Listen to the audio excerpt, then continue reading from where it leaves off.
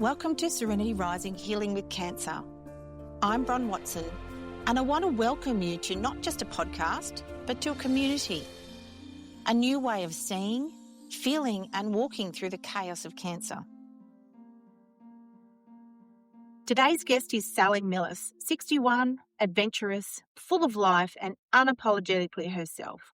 Sally lives life entirely on her own terms. She's opinionated, bold, and not afraid to tell it like it is. But her story isn't without its storms.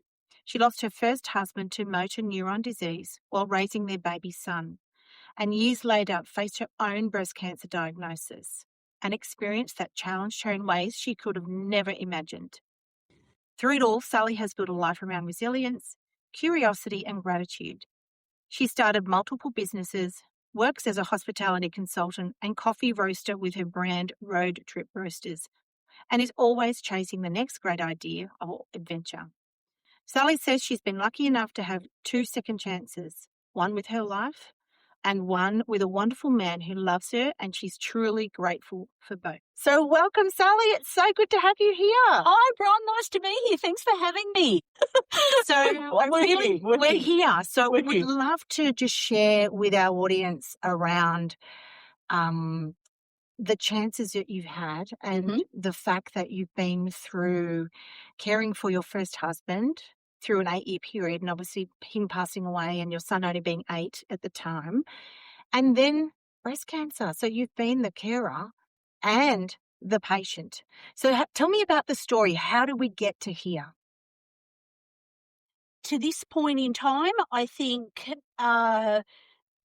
people come into your life for reasons, and I think that we connected on some level with that before we even knew each other's stories, really, I think. And that's how we physically came to this point. Yes. How I got to where I am in life is going with the flow. It wasn't easy to start with, but going with the flow and taking opportunities when they arise and seeing and making good choices about opportunities. And if they don't work out, do something else. There's always an alternative.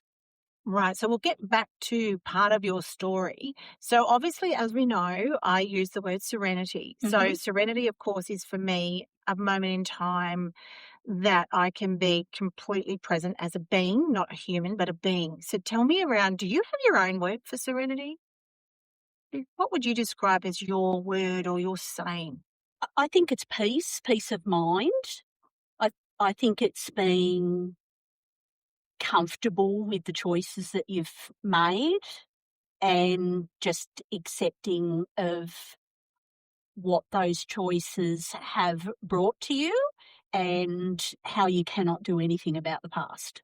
Right. I love that. So peace, tell me around I'm a bit more curious around peace. When the thunderstorm of motor neuron disease was absolutely raging, were you ever able to find peace? Were there moments of peace during that journey? Look, it wasn't at the time. It wasn't at all in my mindset. But I think as a matter of survival for us all at the time, James was only very tiny. And I think it was not even a conscious decision when I look back at it now, but it was just living in the moment, just doing what you needed to do in every second moment, in every moment. Do you recall ever when you've gone from having what we'd call the life with the child? It was an event. We had a lot of plans in place. We were doing a lot of property development, and we had years planned of family growth and more children, and it just came to a sudden that all came to a sudden standstill. But what was very important, what you think you wanted for your life, changes without you having anything to do with that. So I think it's about just doing what needed to be done in the moment. And again, I don't think it was a conscious choice, certainly not in the beginning. My conscious choice was to do everything I can to make him better. And that obviously wasn't going to happen when we came along. But you did try, though. But you did try. Well, I had to do everything in my power because I knew I could not ever live with myself with questions unanswered or things not done. So we did whatever we had to do. And how was your husband? Like, because you were the carer. You were what I call that silent or the invisible patient. Well, you go from being husband and wife to carer and patient, and your relationship shifts definitely. But on the same token, you've got a 2-year-old that you want to keep everything as normal as possible for, and he witnessed and grew up in for years in watching what he should never have ever witnessed, but that has also made him the person that he is. So I'm grateful for that as well.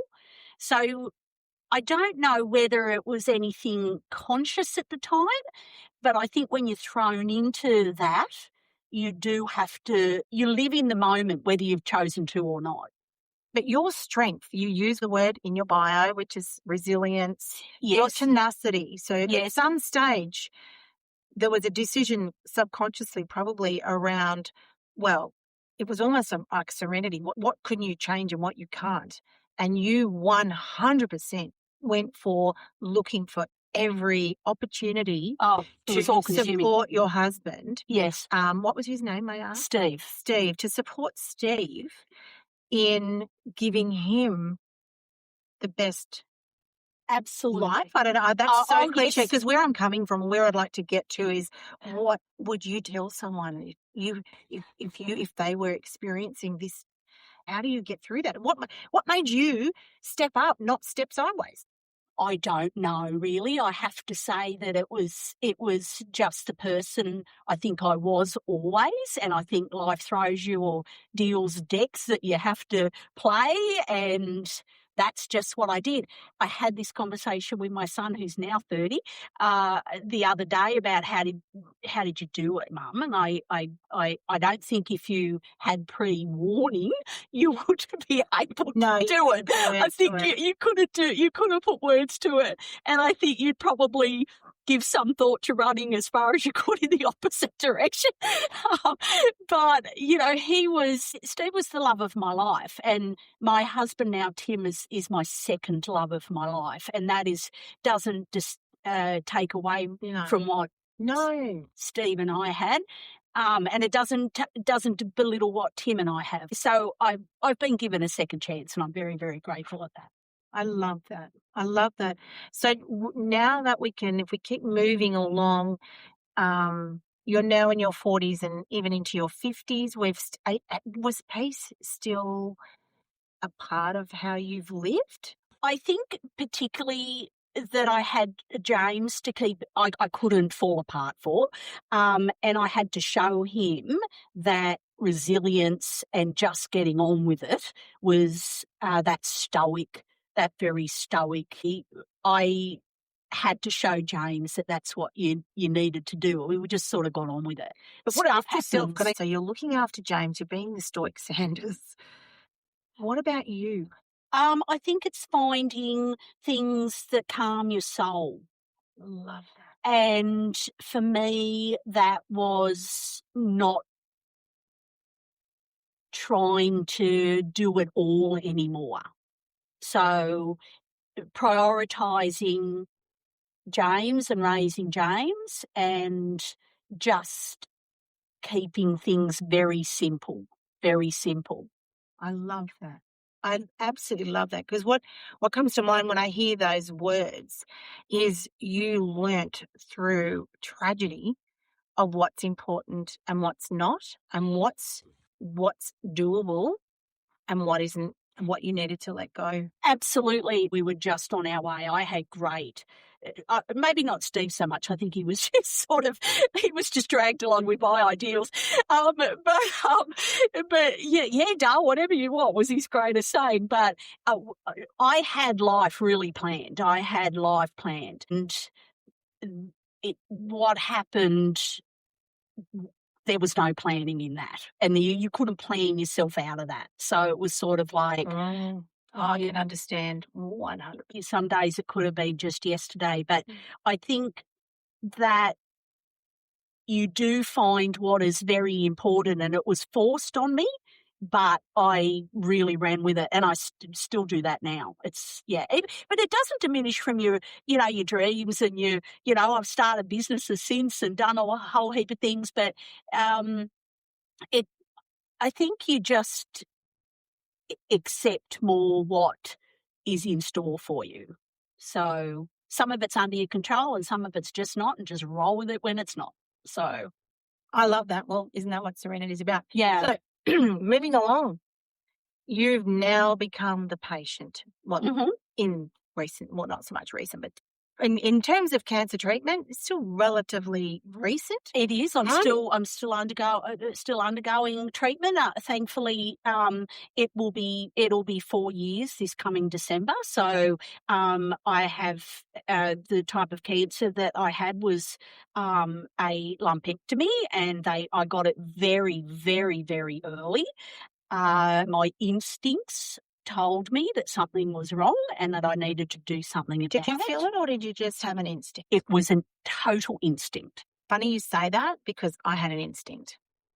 Total instinct. Wow. So you knew something wasn't right. We had moved regionally, and I hadn't gotten I was over 50, so I was entitled to the breast cancer screening. And it suddenly occurred to me one day, I don't know, I hadn't even thought about it, and it suddenly occurred to me one day that I hadn't got a reminder. And I thought, I haven't had a screen in a little while. Mum had breast cancer, and strangely, almost exactly the same one that I had. My mum had. So, and I just got, I've always been a bit of a bull at a gate. When I get an idea, it's like just, a terrier at your ankles, and one day I just went, I need to book in for a screen. I know something's wrong. I couldn't feel anything, physically couldn't feel anything, but I just knew. And I rang It wasn't fear though, was it? It was intuition. It was intuition. No. It just came out of nowhere. It was like a bolt. It was like, you have to do something about that. It was total intuition. Wow. So I rang the breast screen here in Port Macquarie, and they couldn't get, this was the October, and they couldn't get me in until the January. And I said, I could be dead by January. I need to get in. And she said, we can't get you. Why are you so, what's going on? Well, you felt something, you got bleeding? I went, no, I just know. So I hung up on her and booked Newcastle. They could get me in a couple of days. And I went, so I booked Newcastle. Okay. Hung up the phone to Newcastle. Port Macquarie rang me back and said, this is really bizarre, but we've got a cancellation for tomorrow. We've got you on the top of the list. Can you come tomorrow? I said, yeah, I'll come tomorrow. What time do you need me? So that was, it had sort of started to fall into place a little bit with that. And then when I was sitting in the waiting room and there's a sign on the thing says 1 in 13 women, I said, I'm the one. And I just knew. So that was it. I got it extremely early. My surgeon said, my God, this is just, you've got it. I've never known anybody to be that intuitive about it. Listen, not only did you have the intuition, you listened, and you listened to your body. And the key here is listen to your body. Yes. It's talking to you. 100%. Would you agree? Oh, absolutely 100%. And like I say, I was a terrier at your ankles. I wasn't going to let anybody say to me, we can't get you in until January or whatever, which is fair. I mean, but I was just going to, if I had to go to Perth to get it, I would have gone because I just knew. So, it came out of nowhere. There wasn't any fear. I wasn't fearful of anything. All of a sudden, just one day I had the thought that I needed to do something about it. And then once I had that thought, you 100% followed it through. 100% followed it through. Yeah. And then got the best surgeon, went to Sydney, just didn't, yeah. And what was it like to be a patient? Oh, shit. And I'm not talking clinically here. I'm really wanting to focus more on the experience, which of course we know that there's that clinical physical side, but I'm wanting to more about the other parts of you around you had your intuition, you got that test done really quick, you got on that operating table real quick. How did you keep up? I mean, how did you go now that you were the patient? Not well, I have to say. Out of my control. I'm not. Can't say that I'm necessarily a. Um, I don't like straight lines. I've always liked things a little bit curvy with a few, forks in the road. But when I had the first Zoom meeting with my surgeon in Sydney, he said to me, I just need you to do what I tell you to do. And I said, this is the only time in my life that I'm going to let someone tell me what to do, and I'm going to do it. He said, I sort of got that about. He said, don't do any Dr. Google. I said, I haven't. I'm not doing anything. I'm only going to listen to you. I'm going to do exactly.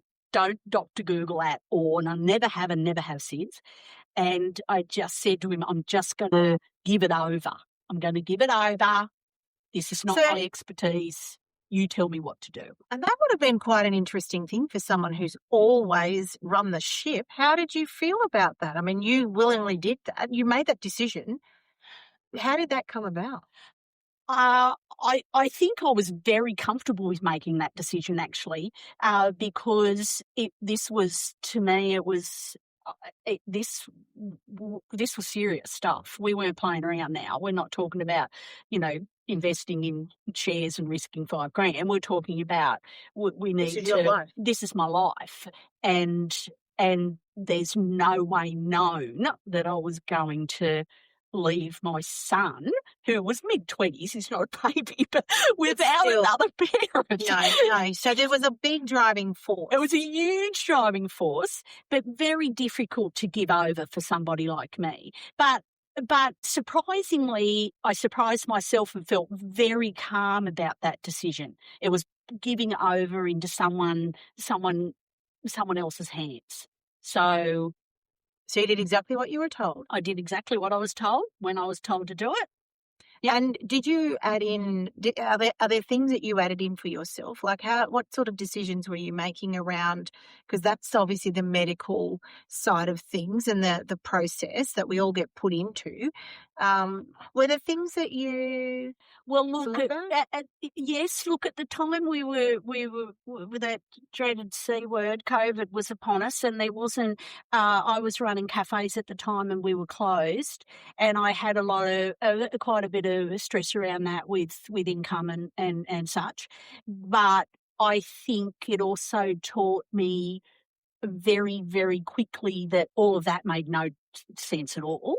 What I was dealing with was where the focus was, and that's all I did. But I also think that I don't think I had anything else I was doing at the time, because I was closed, not working, all of that type of thing.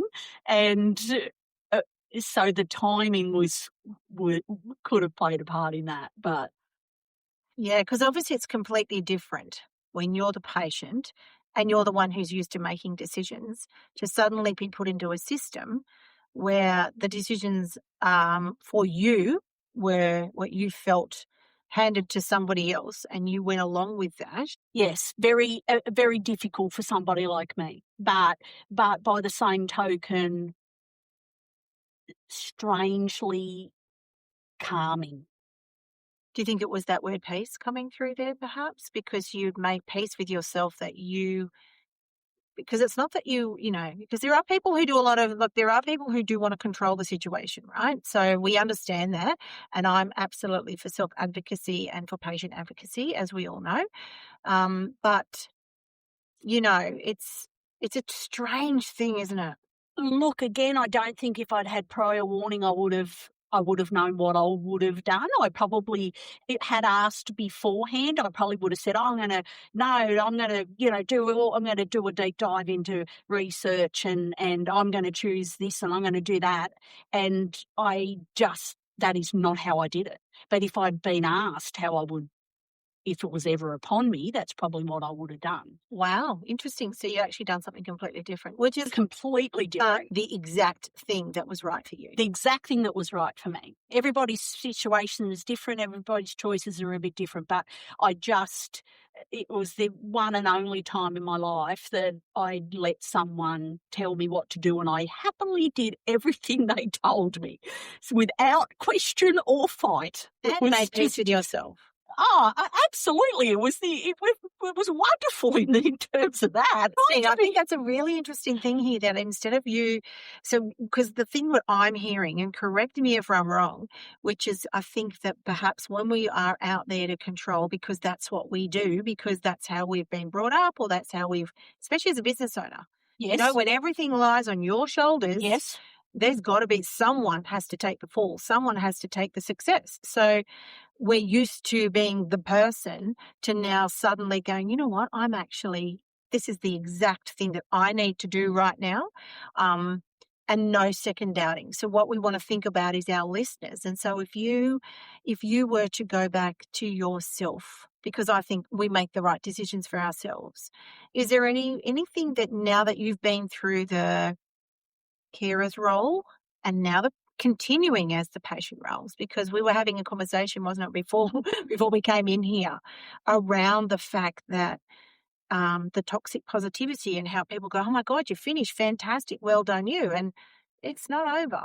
It's not over. It's a different part of the book, sorry, but it's... I probably, look, having been through what I went through with Steve and motor neurone disease and how people react to your situation and how it affects them, I didn't tell anybody other than my partner and my son and my very good friend, Trish, that I had been diagnosed with cancer. She had also been going through her own breast cancer issues.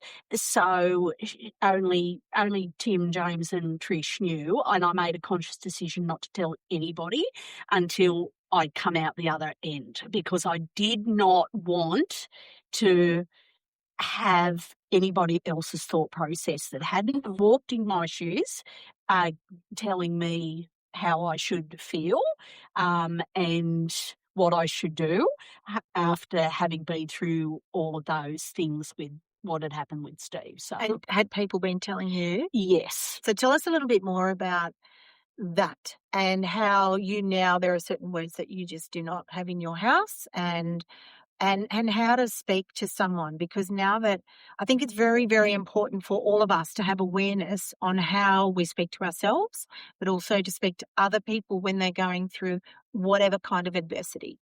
Because isn't it funny that, the amount of information that I got from kale smoothies to eating ground down almond kernels to being told that it was my loveless lifestyle choices, which is why I got cancer. Like, that was a good one.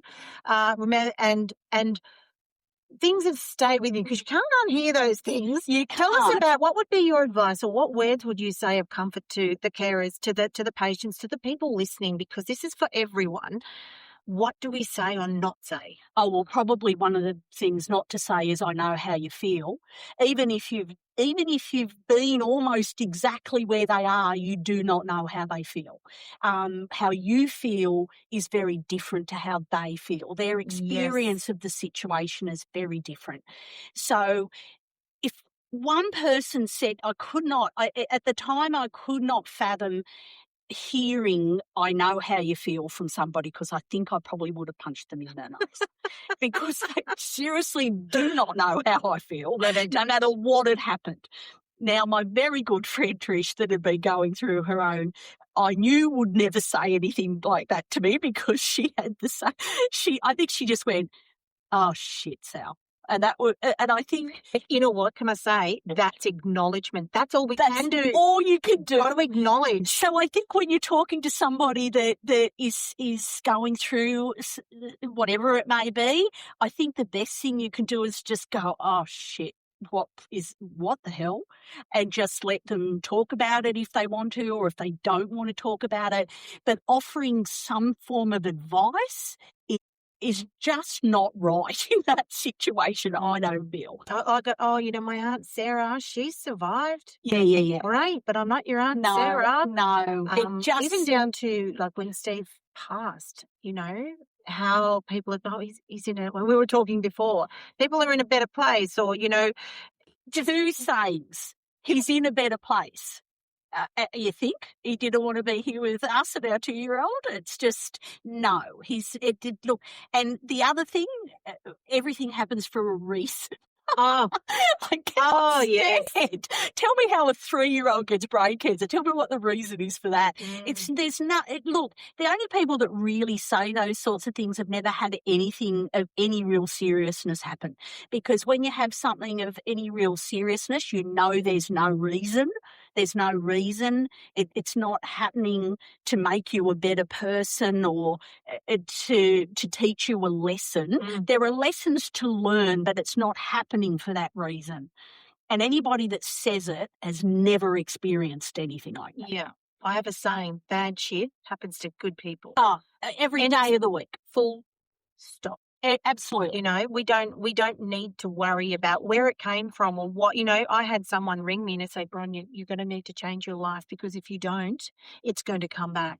And what it does to me, that vortex of fear, because it's terrifying, because for me, I wasn't dealing with myself, and then to have so much good advice.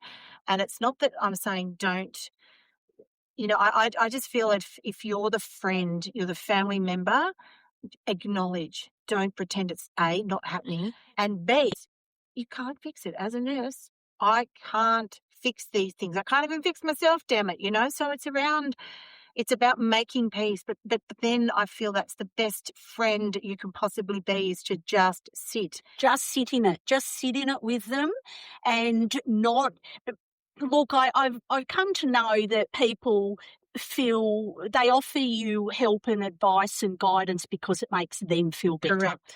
Not it helps them to cope with the situation, but it does nothing for you.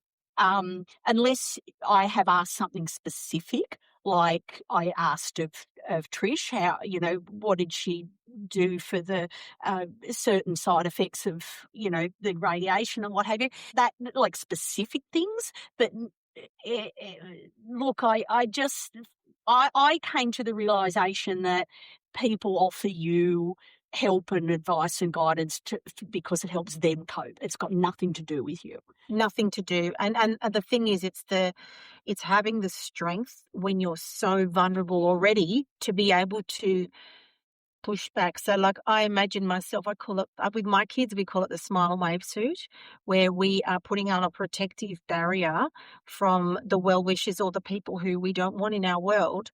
And it's like a big Michelin Man suit that's greasy. It bounces off you. They bounce off. So that it doesn't actually touch your soul or you, because it's especially if you're an empathic kind of person, it's not hard to take on energy from other people. And it's like, you know what? My energy is mine, and I know that it's finite, and I know that I'm looking after my energy for me, because I have a lot of energy. It's not around giving it to where it's not needed. I'm not here to fix someone else's problems. No. And when you are in that very vulnerable position in your own mind and your own, that fearful state and anxiety state, no amount of nice words or what they think is the right thing to say it only adds to your anxiety and your stress levels. So there was a conscious decision for me not to tell anyone, because having been through it, I just did not want to go through that. I didn't want to deal with other people's coping mechanisms. I love that. I think that's really a really important distinction. Now, another question that I've got for you is, you've made a comment before around when you and I have been talking, and you've said to me, how on earth can you focus or work on these things when your health needs you? So I loved that question, and I would love your thoughts around how, when it's on, when we're in active treatment or we are not, how is the focus there and still having a full life? Because, road trip roasters are doing great things out there, great coffee. But it's around that question. It was a very, very interesting question about, because some people have to work, some people have babies, some people have children and life. Well, it's a very powerful thought process, isn't it? When you're all consumed, how can you focus on something else that is seemingly not in quite the same realm of importance? But I believe that it can be a bit of a distraction, but it also helps you to know that there is your life still goes on. Life goes on for everybody around you, and life needs to go on for you outside of the treatment that you're having or what you're finding yourself in. There are obviously a few weeks where you're down for the count, but for me, it helped me know that it wasn't the end of my story. So to put other things in place was like, I have a life out of this. Well, you are not the cancer. You are not the cancer. Absolutely. This is just it is something that's happened that you deal with, but you're coming out of that. And there's going to be and I wasn't going to wait until I was completely out of it, because then it was starting again. I was just going to sort of continue on. So, but it can be all consuming, and it's about knowing when you can take on something else or when you just need to sit in it yourself, when you just need to sit and for me, I was always a moving ahead sort of person, leaving everything in the past. I don't go back ever, really. I don't like necessarily talking about things that had happened in the past. To me, everything is in the future, or in the present. But I learnt that you had to just sit in it, I think, and then know when it was okay to do something else. I'd love to know a bit more about when you know that you're ready. Like, I understand that, because that is exactly serenity. I live serenity moments. Like I was saying before, serenity isn't the day. You don't just get up at 5 a.m., do your yoga, do your journaling and meditate and eat whatever, and then voila, you're in serenity. It's so much more than that. It's the serenity moment. It's the moments. And it's the moments that about knowing within your soul. And I think it's back to listening to your soul again. Absolutely. Sally. It's the intuition. It's just knowing that, trusting your instincts and intuition. Yes. Yeah. Yeah. I get questioned around, why am I doing this? I've had multiple people question that. And I love that they're questioning, because I know it comes from a place of love. They're coming about going, well, hey, Bron, what about you? And it's like, well, as I'm learning around it every day, because it's always healing. I'm healing every day, and it's the focus on the healing. And I know, because of my background in nursing and my background of these systems, of being able to, when you said there's more, that's not the end of my story. Yes. It's the starting of something that is way bigger than me. Yes. Because the more people who talk about the fact that, even down to planning, I have a lot of trouble, and I'm very honest, I have a lot of trouble planning now. I do write in pencil. I've always written in pencil, but as a business owner, we're business owners. We do these things.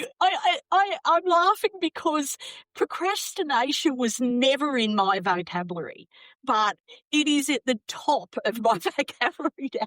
I am the world's biggest procrastinator, and I really don't like it, but I just go, oh, well. You think it's procrastination, though? Or is it intuition? Like, do you see what I'm saying? Yeah, how do we figure this stuff out? It's a fine line. I mean, you could analyze. Look, I don't think analysing it all is helpful at all anymore. No, I used to analyse everything to bits, but now it's just like, oh well, no. Look, if walking, going for a swim in the surf feeds my soul, then that is what I need to do right now. But Look, I would love to start another business and this business to grow. And I know. Look, I know I'm going to run out of time to do everything I've ever wanted to do, but so it is procrastination in a way, but it's being replaced with something else that's feeding your soul. So, and that's extremely important. But look, that could be just because I'm now 61 and, you start to slow down in your thought processes and stuff anyway. Well, do you slow down or do you start becoming more discerning? I think it could be, yes, there's a little bit of both, I think. You still need to live and eat and, go for trips to Italy, but, Of course you do. Are you still doing those trips on the bike? Yes, love that. Yeah, I've got another one planned for that. So just so you let everyone know what we're talking about, so we're not having this random conversation. You guys go on the road trips. Oh yes, we my partner is a fabulous motorcyclist. Has got us out of quite a couple of sticky situations. This is another funny thing coming from someone that, for me, that is so in control and wouldn't ever let anybody drive anywhere. I could never be a passenger. I just so totally love getting on the back of the bike and just la la la la la looking at the scenery. And you do weeks trips, weeks and long. Weeks long in Europe. Italian Alps, Italian Alps, Germany, Bavaria. Yeah. Austria, Dolomites is just one of my favourite places on earth, and it's just so totally unreal. So, and that's what I work for basically now. So it's not for the multi number of properties and whatever that I did used to have planned for my life. It's that. It's not something that I think about really anymore. It's getting out on the bike through the Italian Alps or just from here to Tamworth or whatever it might be, but just living that more simple type of existence. I love that. So if there was one thing that you would like to share with others who are going through what you've been through, what would be one thing you would share? To know that you're capable of dealing with whatever comes to you. Wow. Yeah, I had this saying, it used to be, you don't know how strong you are until you have no choice. And because people would say, oh my gosh, you're so strong. And it's like, no, I'm not. I'm just doing the thing. What's your take on that? Look, some people don't do their thing, I think. Some people fall in the heap and get all consumed and absorbed with it. And, some people are given 9 months to live and die to the day because they've accepted that. I think the mind is a very, very powerful, it will give you a lot of what you think about, mostly. Yeah, I agree with that. And I believe that you will not be given, the universe will not give you what you cannot deal with, but it's also giving over to it as well a little bit and just, but knowing that you've got what it takes to deal with it, I think. Even when you don't know how. Even when you don't know how, because you haven't been given forewarning for it, and your experience is very different to everybody else's that may have the exact same illness. 100%. And you just have to play the cards that life deals you, and don't analyze the whys, because you will torture yourself over the whys. There is no why. There's no reason why it's you and not the person next door. It's not anything to do with that. It's just it's just life, and it just happens, and you deal with it, and don't be the victim. Oh God, don't be the victim. So yeah. I agree.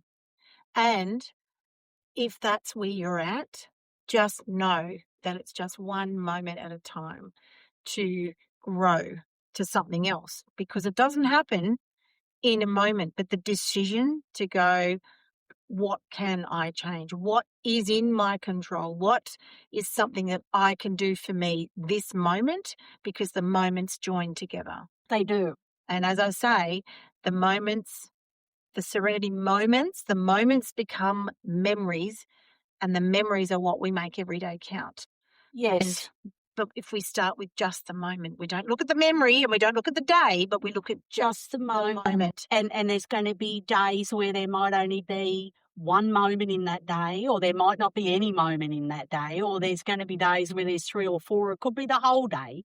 But it's just not coming down hard about that and just living in it when it's happening and making different decisions the next time it happens or whatever it might be. Yeah, and it just sucks. There's times when when with the myeloma, I cried for 6 weeks. I didn't talk to anyone. I couldn't talk to anyone. And I stayed, I couldn't get out of it because it was so monumental. So it's about having the compassion to know it's okay. Yes. And then when the day that you wake up and you'll think of Sally going, okay, I'm going to be choosing a moment today. Yeah. That's exactly what I would love for people to think. So tell me about how can people get hold of you? Absolutely. Have to do that. But I love your coffee.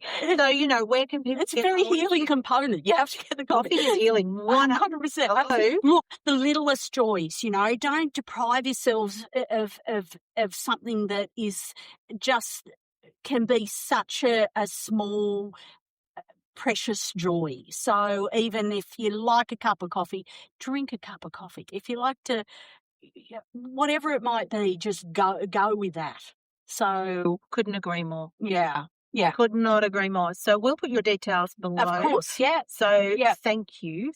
Oh, that's my pleasure. Because again, you're one in a million in terms of being through such tragedy, and then your own tragedy, trauma.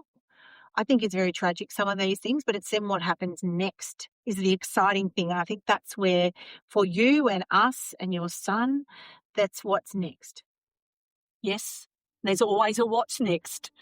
Well, thank you for your time. My pleasure. It's been so lovely to be here, Bron. Yeah, so very much appreciate you having me along. Thank you. Thank you so much for joining me today. It's been great having you here. And what I would love you to do is leave a comment or ask a question using my fan link below this episode and on every episode that we post. I would love to hear your thoughts, your questions, and I'll get back to you. Have a great day and bye for now.